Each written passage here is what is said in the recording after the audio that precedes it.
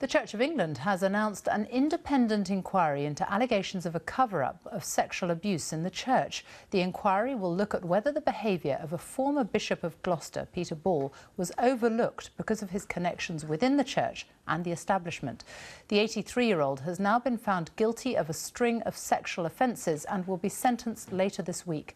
Our Home Affairs correspondent Tom Simons reports on a case spanning decades. Does the church use you as a kind of double act at all? On a 1980s chat show, famous twin bishops. Michael Ball on the left, Bishop of Jarrow. Peter Ball on the right, Bishop of Lewes. But Peter is already a sexual abuser. Well, this is St Andrew's Church and Vicarage, In the late 70s, Phil Johnson was repeatedly abused by two other priests at this church in Eastbourne.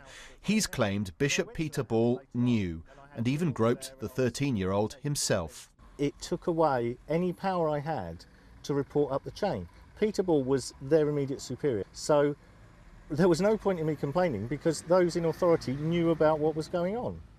And that led to me being in a powerless position where it meant that the abuse that I was suffering continued for another 6 or 7 years.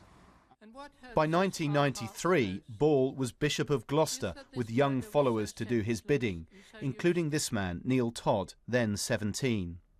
Michael Moss was the bishop's gardener. With his wife Christine, he lived in a flat connected to the bishop's house. They knew Neil well.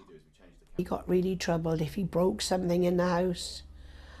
He'd be really worried about it because it was a sin and he'd have to be punished. And what was the punishment?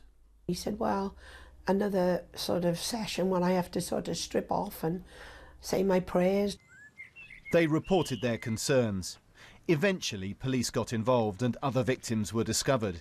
Yet in 1993, prosecutors allowed Ball to admit a single offence, and he resigned. Ball was able to move to rural Somerset, where we've discovered he was allowed to officiate in the church services of 9 parishes for more than a decade. In 1997, he moved into this comfortable cottage. He no longer lives there, and we've agreed with the current owners to obscure its appearance. We've been told that Peter Ball inspected the house personally and moved in right away. So who was the purchaser? Well, these official documents show that the house was purchased by His Royal Highness Prince Charles. Ball has described the prince as a loyal friend, but in a statement, Clarence House said the law requires the prince's name on the document because the cottage is one of 1,000 owned by the Duchy of Cornwall. It was rented to the bishop in the usual manner until 2011 when he moved out. Ball, now 83, is sentenced on Wednesday. The church is reviewing its actions in the years after his offending was discovered. Neil Todd committed suicide in 2012. Tom Simons, BBC News, Somerset.